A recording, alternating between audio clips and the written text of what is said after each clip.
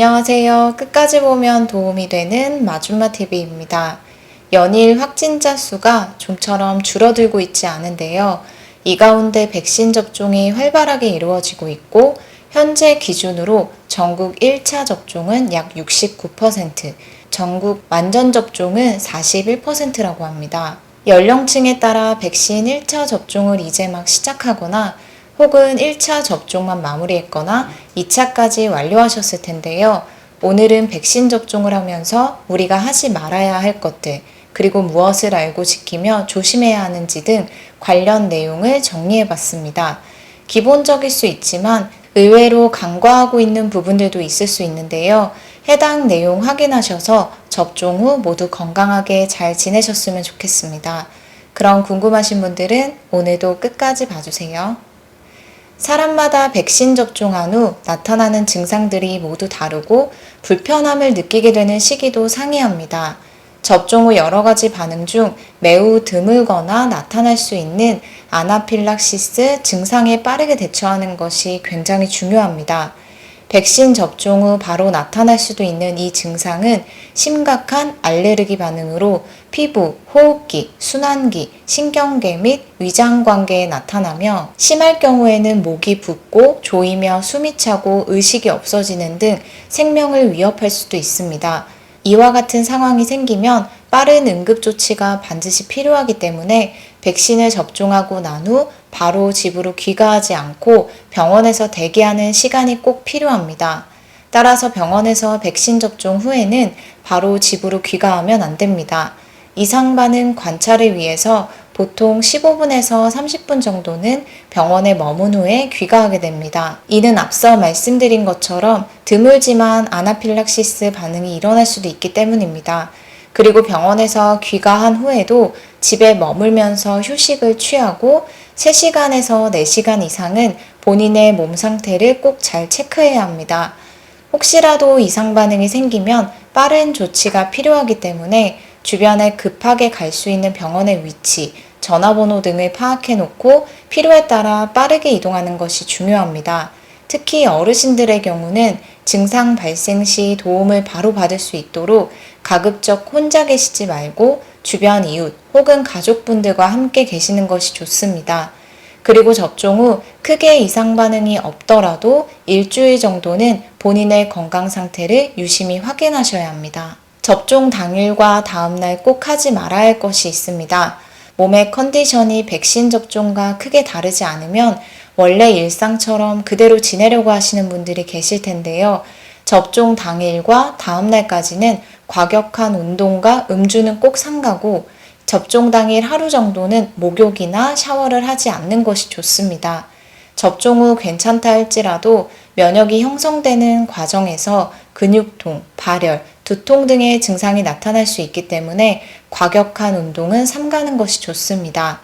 또한 근육통이 발생됐는데 백신 접종 후 나타난 이상 반응인지 혹은 과격한 운동으로 인해서 발생된 증상인지 구분이 가지 않아 적절한 조치를 필요시에 받지 못하는 일이 없도록 하기 위함이기도 합니다. 따라서 백신 접종 후 아무리 컨디션이 크게 다르지 않더라도 접종 다음 날까지는 과격한 운동을 하기보다는 충분한 휴식을 취하면서 본인의 몸을 잘 살펴보는 것이 중요합니다. 그리고 접종 후 목욕을 하는 게 뭐가 어떤가 싶으실 수도 있는데요. 접종 부위에 물이 닿게 되면 혹시 모를 감염이 생길 수도 있기 때문에 접종 부위는 최대한 청결하게 유지해야 합니다. 따라서 접종 당일 하루 정도는 목욕을 하지 않는 것 또한 꼭 기억하고 지키시면 좋겠습니다. 다음 3번째입니다. 백신 접종 후 미열, 근육통 등으로 인해 해열 진통제 복용하시는 분들이 많으실 텐데요. 백신 접종 후 약 복용은 반드시 알고 드셔야 합니다. 질병관리청에서 안내하는 것처럼 접종 후 해열 진통제를 복용하는 경우 가급적 염증을 제거하는 효과가 없는 아세트아미노펜 성분의 의약품 복용을 권장하고 있습니다. 약사의 복약 지도에 따라 드셔야 하며 1일 최대 용량인 4000mg 이상은 복용해서는 안 됩니다. 감기약 등 다른 의약품에도 아세트아미노펜 성분이 포함되어 있을 수 있기 때문에 약을 중복해서 드시는 경우 하루 최대치 이상을 복용하지 않도록 주의해야 합니다. 미리 의사 또는 약사에게 기존에 복용하던 약이 있으시면 같이 복용해도 되는 것인지 문의하신 후 복용하시면 좋을 것 같습니다. 그리고 아세트아미노펜 성분은 공복에도 복용이 가능하지만 복용 시에는 음주는 피해야 합니다. 간에 손상을 줄 수 있기 때문에 접종 후 약 복용 시에는 음주는 꼭 피하시는 것이 좋습니다.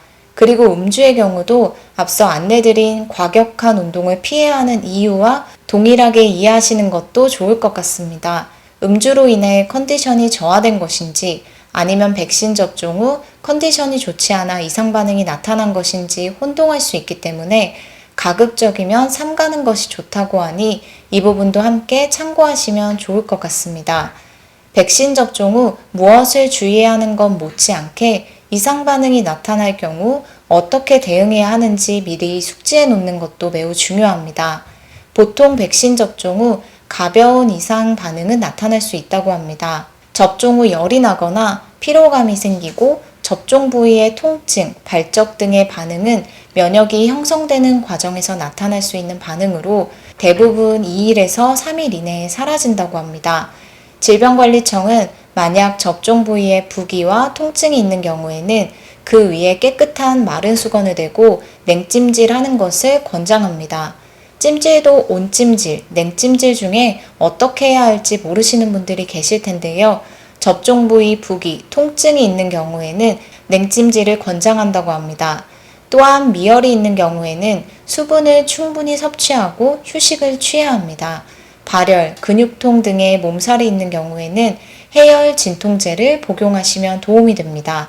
따라서 예방접종 후 해열 진통제를 미리 준비해서 집으로 귀가하는 것이 좋습니다.